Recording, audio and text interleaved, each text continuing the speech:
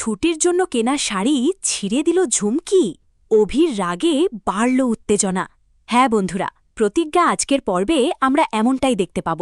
বাড়ির সবাই তখন ছুটির জন্মদিনের প্রস্তুতিতে ব্যস্ত। অনেকদিন পর অভি নিজের হাতে ছুটির জন্য একটি সুন্দর লাল শাড়ি কিনে এনেছিল। শাড়িটা দেখে ছুটির চোখে আনন্দের ছিলিক ফুটে উঠেছিল।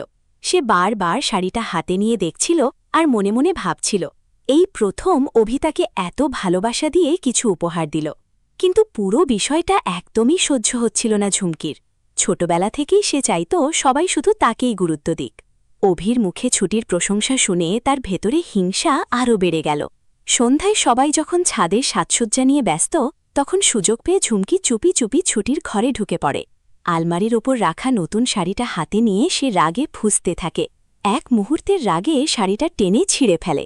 কিছুক্ষণ পর ছুটি ঘরে এসে নিজের প্রিয় শাড়ির সেই অবস্থা দেখে হতবাক হয়ে যায়। তার চোখ ভরে ওঠে কান্নায়। হইচই শুনে অভিও ঘরে আসে। সব শুনে সে ভীষণ রেগে যায়।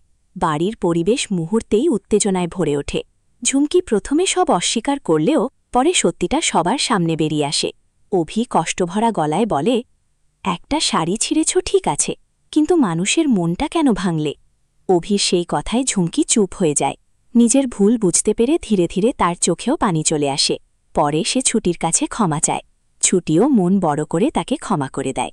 সেদিন সবাই বুঝেছিল, রাগ আর হিংসা শুধু সম্পর্ক নষ্ট করে, আর ভালোবাসাই পারে ভাঙা সম্পর্ক আবার জোড়া লাগাতে। ভিডিওটি ভালো লাগলে সাবস্ক্রাইব করে পাশে থাকুন। ধন্যবাদ।